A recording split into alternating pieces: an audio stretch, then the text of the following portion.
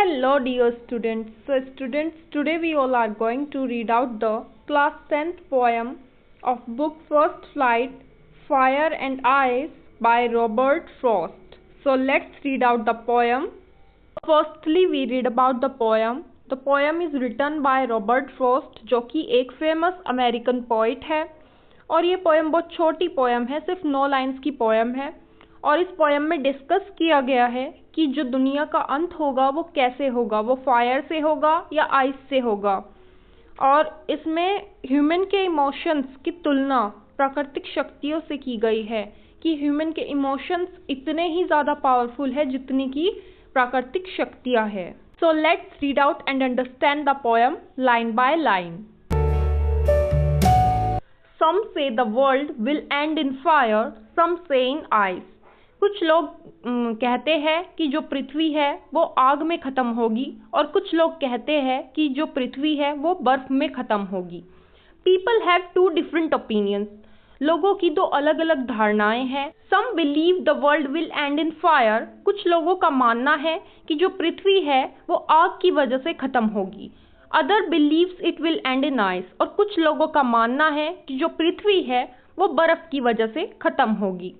सो अगर हम इन्हें सिंपली देखें तो फायर की वजह से पृथ्वी कब ख़त्म होगी कि जब पृथ्वी पर कोई इतना बड़ा वोल्केनिक इरप्शन हो जाए, या फिर फॉरेस्ट बर्निंग इतनी ज़्यादा बढ़ जाए, उस पर जो ग्लोबल वार्मिंग है वो इतनी ज़्यादा बढ़ जाए कि उसकी वजह से पृथ्वी जो है वो ख़त्म हो जाए, या फिर कोई इतना बड़ा आइस एज आ जाए कि जिसकी वजह से पृथ्वी जम जाए और फिर से पृथ्वी ख़त्म हो जाए। But here fire and ice are not just natural elements but also symbol of human emotions. लेकिन पॉइंट ने यहाँ पर फायर एंड आइस को सिर्फ नेचुरल एलिमेंट्स के तौर पर यूज़ नहीं किया है, उन्हें सिर्फ नेचुरल एलिमेंट्स नहीं बताया है, बल्कि उन्हें सिंबलाइज किया है ह्यूमन इमोशंस से। जैसे कि फायर को उन्होंने सिंबलाइज किया है ह्यूमन डिज़ायर्स से, और आइस को उन्होंने सिंबलाइज किया है हेटर्ड से। देन उसके बाद जो पॉइंट है वो कहते हैं, From what I have tasted of desire, I hold with those who favor fire. कि जैसे कि मैंने इच्छा का अनुभव किया है, सो मैं उन लोगों के साथ देना चाहूँगा, या उन लोगों से सहमत हूँ जो फेवर करते हैं फायर को, कि दुनिया आग में ख़त्म होगी। सो फायर यहाँ पर किसको रिप्रेजेंट कर रहा है? ह्यूमन डिज़ायर्स को, पैशन को, उनकी ग्रिडनेस को, लस्ट, एंगर, अनकंट्रोल्ड वांट्स। क्योंकि आज के टाइम पर जो ह्यूमन है वो इतना ज़्यादा ग्रीडी हो गया है कि उसको अपनी डिज़ायर्स के आगे और कुछ नहीं दिखता। उसकी अगर एक इच्छा पूरी हो जाती है तो वो दूसरी की डिमांड करने लगता है। जैसे कि हम एग्जांपल ले सकते हैं कि आज के टाइम में कितने ज़्यादा पेड़ काटे जा रहे हैं, जिनकी वजह से ग्लोबल वार्मिंग बढ़ती जा रही है और पृथ्वी को बहुत ज़्यादा नुकसान पहुँच रहा है। लेकिन जो ह्यूमन बीइंग है वो अपनी डिज़ायर्स को पूरा करने के लिए पेड़ पे पेड़ काटे जा रहे हैं। The poet says he knows how destructive desire can be, so he agrees that fire could destroy the world. So जो कवि है वो कहते हैं कि उन्होंने देखा है कि जो इच्छाएं हैं वो कितनी ज़्यादा विनाशकारी होती है, कितनी ज़्यादा डेंजरस होती है। सो वो कहते हैं, वो अग्री करते हैं कि हाँ, फायर इतनी ज़्यादा पावरफुल है कि वो दुनिया को नष्ट कर सकती है।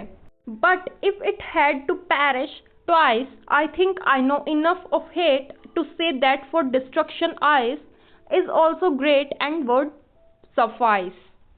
पॉइंट कहते हैं कि लेकिन अगर पृथ्वी को दोबारा नष्ट होना पड़े तो मुझे हेट के बारे में भी काफ़ी ज्ञान है, और मैं कह सकता हूँ कि जिस तरीके से दुनिया में जो नफ़रत है, हमारी सोसाइटीज़ में जो नफ़रत है वो फैलती जा रही है, तो बर्फ़ भी उतनी ही खतरनाक है जितनी कि फायर, और बर्फ़ भी पर्याप्त है दुनिया को नष्ट करने के लिए। सो यहाँ पर उन्होंने बर्फ़ को किससे रिप्रेजेंट किया है, दोबारा देखते हैं। उन्होंने यहाँ पर बर्फ़ को, आइस को hatred, cruelty, coldness, indifference, intolerance से रिप्रेजेंट किया है। उसको नफ़रत, अगर हम इन शॉर्ट बोले तो आइस को उन्होंने नफ़रत से रिप्रेजेंट किया है। If the world had to end a second time, the poet believes hate is equally strong and destructive.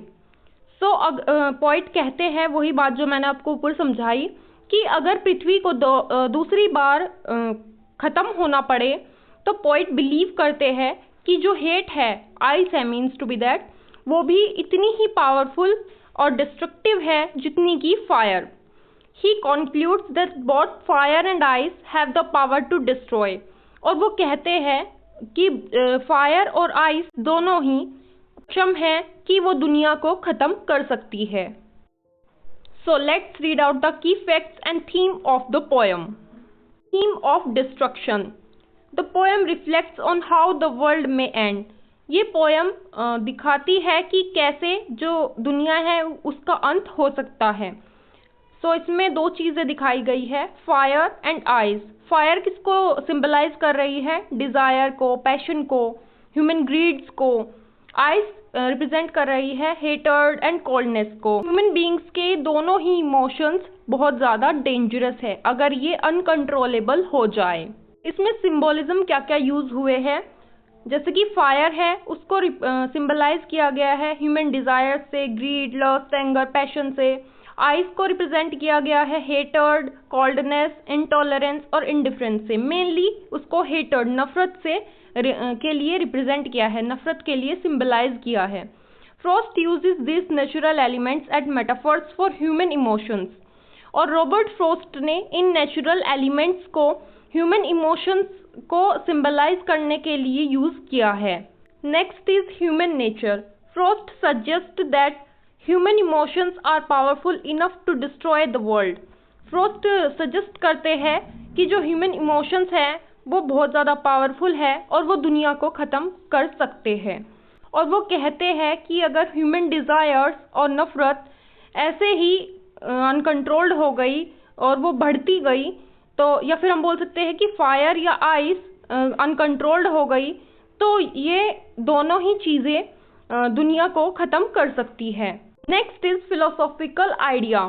The poem is not just about the physical end of the world. ये poem सिर्फ physical and के बारे में नहीं बताती है दुनिया के, बल्कि ये बताती है उसके मॉरली, इमोशनली डिस्ट्रक्शन को जो कि ह्यूमन की वजह से हो रहा है।